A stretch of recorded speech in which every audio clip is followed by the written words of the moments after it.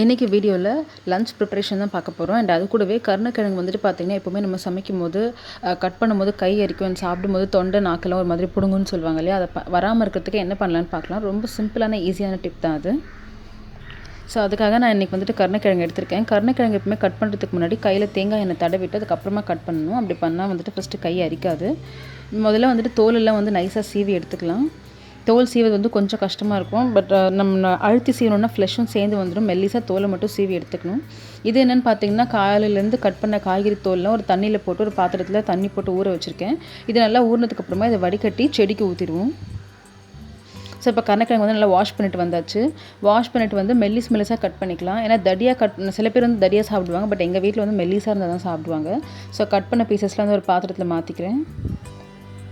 பாருங்கள் எந்த அளவுக்கு மெலிசாக கட் பண்ணியிருக்கணும். இந்த மாதிரி ஸ்லைஸாக கட் பண்ணிவிட்டு இப்போ இதில் வந்து கல் உப்பு சேர்த்துக்கணும். அது கூடவே மஞ்சப்பொடி வந்து கொஞ்சம் நிறையவே சேர்த்துக்கணும். உங்களுக்கு கை அரிக்காமல் இருக்கிறதுக்கு, சாப்பிடும்போது இந்த நாக்கு அரிக்காமல் இருக்கிறதுக்கு இதுதான் முக்கியமான டிப். இதை போட்டு நல்லா பரட்டிட்டு ஒரு அரை மணி நேரமோ 1 மணி நேரமோ நீங்கள் குக் பண்ணுற வரைக்கும் இதை அப்படியே போட்டு தனியாக மூடி போட்டு எடுத்து வச்சுருங்க. இந்த மஞ்சத்தூள் உப்புலேயே இது நல்லா ஊறணும். இந்த கருணக்கிழங்கை தனியாக எடுத்து வச்சலாம். இப்போ வந்து சாம்பாருக்கு வந்து ரெடி பண்ணிகிட்ருக்குறோம். ஒரு முள்ளங்கி, ஒரு கேரட், கொஞ்சம் அவரைக்காய் வச்சு தான் இன்றைக்கி சாம்பார் வைக்க போகிறோம். வீட்டில் மிச்சமான காய்கறிலாம் வச்சு வச்சிடலான்னு.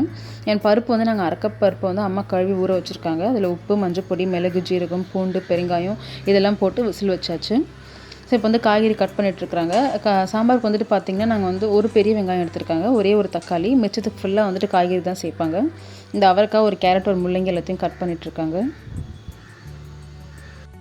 இப்போ வந்து சாதம் வந்துட்டு கொதி வந்துருச்சு வடிக்கிறதுக்கு. முதல்ல வந்து குக்கரில் வச்சுட்டு இருந்தோம். ஸோ இப்போ அப்பாவோட ஹெல்த் இஷ்யூஸ் வந்துட்டு சாதம் வடித்து தான் சாப்பிட்ணும், குக்கரில் தரக்கூடாதுன்னு சொல்லிட்டாங்க. ஸோ அதனால் வடிக்கிறதுக்காக அம்மா வந்து அந்த ஒலை கொதிச்சு தான் அரிசி சேர்த்துட்ருக்காங்க. ஸோ காய்கறியெல்லாம் கட் பண்ணி முடிச்சாச்சு. இப்போ கட் பண்ண காய்கறி தோலையும் வந்துட்டு முதல்ல ஊற வச்சதை செடியில் ஊற்றிட்டோம். இப்போ கட் பண்ணதை வந்துட்டு இதை திரும்பவும் தண்ணி ஊற்றி ஊற வைக்கிறதுக்காக ஒரு பாத்திரத்தில் போட்டுட்ருக்காங்க. ஸோ சாதம் வந்து நல்லா கொதிச்சிட்ருக்கு. குக்கர் விசிலும் வந்துருச்சு. இப்போ வந்து கட் பண்ண வச்ச காய்கறியெல்லாம் வந்துட்டு எண்ணெய் ஊற்றி ஃபஸ்ட் கொஞ்சம் லைட்டாக வதக்கிக்குவாங்க. ரொம்பலாம் இல்லை, ஜஸ்ட் கொஞ்சம் சூடு காட்டி நல்லா வதக்கிக்கணும். இதில் வதக்கும் போது உங்களுக்கு பருப்பில் போட்ட உப்பு இல்லாமல் இதில் வந்துட்டு நம்ம தனியாக உப்பு சேர்த்துக்கணும். அண்ட் இது வந்துட்டு சாம்பார் பொடி, வீட்டில் அரைச்ச சாம்பார் பொடி தான். நான் லிங்க் உங்களுக்கு டிஸ்கிரிப்ஷன் பாக்ஸில் கொடுக்குறேன். அது ஒரு பெரிய டேபிள் ஸ்பூன் சாம்பார் பொடி, குழம்பு மிளகாத்தூள், மஞ்சப்பொடி, காரப்பொடி சேர்த்துருக்காங்க. இது கூடவே புளி தண்ணியும் சேர்த்தாச்சு. கொஞ்சமாக சேர்த்து எல்லாத்தையும் நல்லா கலந்து விட்டு இதிலே வந்துட்டு தேவையான அளவுக்கு தண்ணியும் ஊற்றிடுவோம் நாங்கள். இப்போ வந்து பார்த்திங்கன்னா இந்த காய்கறி மிக்ஸ் பண்ணது, இந்த புளி தண்ணியெல்லாம் சேர்த்து லைட்டாக அப்படியே சிம்மில் வச்சு கொதிக்க வச்சிடணும். அதுக்குள்ளே பருப்பு வெந்துருச்சு. அது வந்து ஒரு கரண்டியோ இல்லை விஸ்கர் வச்சு நல்லா மசிச்சுட்டு இப்போ வந்து ஒரு சின்ன கிண்ணத்தில் என் பையனுக்கு நாங்கள் பருப்பு எடுத்துக்குவோம். சாம்பார் வைக்கிறப்பெல்லாம் பருப்பு சாதம் கொடுப்போம் இல்லையா, அந்த மாதிரி. இதை எடுத்து வச்சுட்டு இந்த வானலில் கொதிச்சுட்டு இருந்த காய்கறியை வந்துட்டு இதில் குக்கரில் ஊற்றி திரும்பவும் கலக்கி இதை வந்து ஒரு விசில் வச்சு எடுத்துக்கணும். ஒரு விசிலுக்கு மேலே விடக்கூடாது.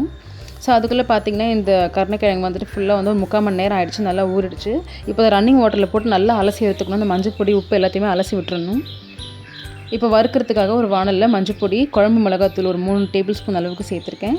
கொஞ்சமாக உங்கள் காரத்துக்கு ஏற்ற மாதிரி காரப்பொடி, உப்பு இது எல்லாத்தையும் சேர்த்துட்டு இது கூடவே ஒரு டீஸ்பூன் அளவுக்கு எண்ணெயும் விட்டுக்கணும். இப்போ இது எல்லாத்தையுமே வந்துட்டு கையில் ஃபஸ்ட் நல்லா கலந்துக்கலாம். எண்ணெய் சேர்த்து முதல்ல கையால் நல்லா பிசைஞ்சிக்கணும். அதெல்லாம் பிசைஞ்சதுக்கப்புறமா தண்ணி சேர்த்து நம்ம எப்பவும் போல் ஒரு பேஸ்ட் மாதிரி செஞ்சுட்டு இதில் நம்ம வாஷ் பண்ணி வச்ச கருணக்கிழங்கு பீசஸ்லாம் இருக்கு இல்லையா, அதெல்லாம் சேர்த்து நல்லா மிக்ஸ் பண்ணிக்கலாம். மிக்ஸ் பண்ணிவிட்டு இது ரொம்ப நேரம் ஊற வைக்கணும்னு அவசியம் இல்லை. தோசைக்கல் காயிற வரைக்கும் இது ஊறினா போதும். ஸோ அதுக்குள்ளே பார்த்திங்கன்னா எங்கள் அம்மா வந்துட்டு டீ போட்டுட்டாங்க. எங்கள் அம்மா வந்து டீ போட்டு இப்போ தான் ஆற்றிட்டுருக்காங்க. ரொம்ப நேரம் ஆகிடுச்சு. ஸோ அதனால் டீ குடிச்சிட்ருக்கோம். ஸோ டீ குடிச்சிட்டு இருக்கும்போதே சாதமும் வெந்துருச்சு. அதை வடிக்கிறதுக்காக வச்சுருக்காங்க. நாங்கள் எப்பவுமே சிங்க்குக்கு பக்கத்தில் தான் வைப்போம். வச்சு ஒரு டம்ளர் வச்சுட்டாக்கா அது அப்படி நின்றுக்கும் இல்லையா, ஸோ அதனால் சாதமும் வடித்து விட்டாங்க. இப்போ வந்து பார்த்திங்கன்னா சாம்பார் ஒரு விசில் வந்துருச்சு. ஸோ இப்போ வந்து நாங்கள் சாம்பாருக்கு தாளிச்சிட்டோம். கடுகு, பூண்டு, கருவேப்பிலை இதெல்லாம் சேர்த்து தாளிச்சிடணும். அதை வந்துட்டு இந்த சாம்பார் ரெடி ஆச்சு இல்லையா, அதில் கொட்டிடணும். கொட்டி ஒரு வாட்டி நல்லா கலந்துட்டு வேறு ஒரு பாத்திரத்தில் மாற்றணும். வேறு ஒரு பாத்திரத்தில் மாற்றி ஜஸ்ட் சும்மா ஒரு 1 நிமிஷம் கொதிக்க விட்டுக்கலாம். அந்த சூட்டில் அந்த தாளிப்போடு சேர்த்து ஒரே 1 நிமிஷம் அடுப்பில் இருந்தால் போதும். ஸோ இப்போ சாம்பார் வந்து ரெடி ஆகிடுச்சு. அதை எடுத்து அந்தாண்ட வச்சுட்டு இப்போ தோசைக்கல் வந்துட்டு எண்ணெய் விட்டு கருணக்கிழங்கை வறுத்துக்க வேண்டியது தான். கருணக்கிழங்கை வறுத்து 2 பக்கமும் திருப்பி போட்டு எடுத்தாக்கா இப்போ சாப்பாடு ரெடி. சாம்பார், சாதம், கருணக்கிழங்கு எல்லாமே ரெடி ஆகிடுச்சு. ஸோ அவ்வளோதான் லஞ்ச். இங்கே லஞ்ச் வந்துட்டு பார்த்திங்கன்னா சாதம், சாம்பார், கருணக்கிழங்கு. இன்றைக்கி ரசம்லாம் எதுவும் வைக்கல. ஸோ சிம்பிளாக இது மட்டும் போதும்னு சொல்லி விட்டுட்டோம். இது வந்துட்டு பார்த்திங்கன்னா எங்கள் அப்பா வந்து உளுந்து வடை காலையில் கடையிலேருந்து வாங்கிட்டு வந்தார். ஸோ அதையும் வந்துட்டு இது கூட வச்சு சாப்பிட்டுக்கலான்னு சாப்பிட்றோம். எண்ணெய் தான் பயங்கர ஜாஸ்தியாக இருக்குது.